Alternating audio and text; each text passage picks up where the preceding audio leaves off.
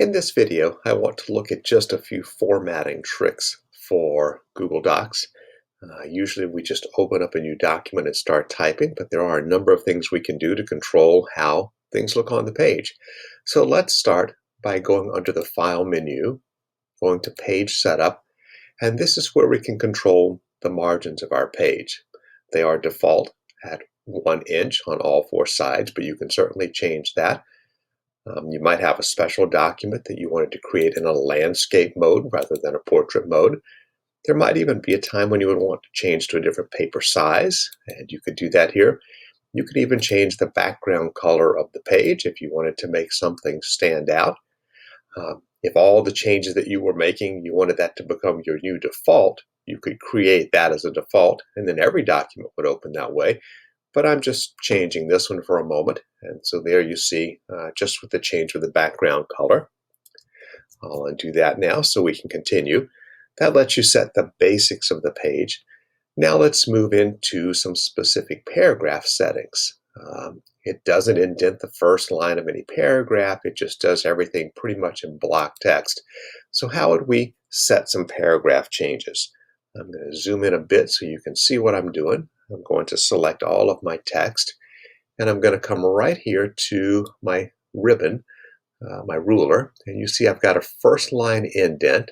That's this blue line, and then this upside down pyramid is a left indent.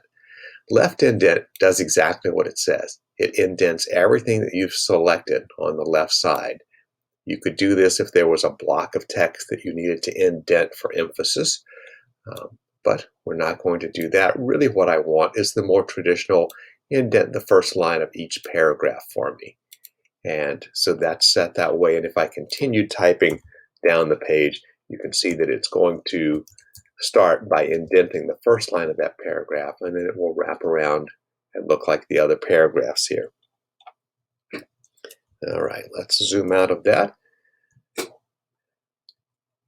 The other options that you have, you can come under the Format menu. You have Align and Indent, and under Indentation Options, you have the same option here, a first line indent at 0.5.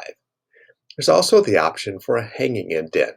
You could do that here, or we could do that on our ruler as well. So let me go back to where we were, and with a hanging indent, we want to move everything over, but then grab that first line indent and push it back. And that gives us this style of indentation, which some people use sometimes. It's a way to draw visual attention to things on the page, and that's totally fine. And you can do that both with your ruler here, or again, under Format and Align and Indent, and your indentation options. Finally, looking across the toolbar, you have the same kinds of controls that you would have in a Microsoft Word document. You can select things and push everything over or push everything back, and that's just sort of manually doing what you would get if you move some of these things on the ruler. The final thing to point out is some text formatting. If I wanted to create a title for this document, so let's say we've already got a title up there. See, I can't spell New England. Let's get that corrected. New England Patriots rule. Now I want that to stand out. I can come up and do bold and font size and those kinds of things. Or I could just come to my normal text and make that a heading. Or if it's the title for my page, I can make it even bigger. These are quick ways to format things to give a different size, different look to things.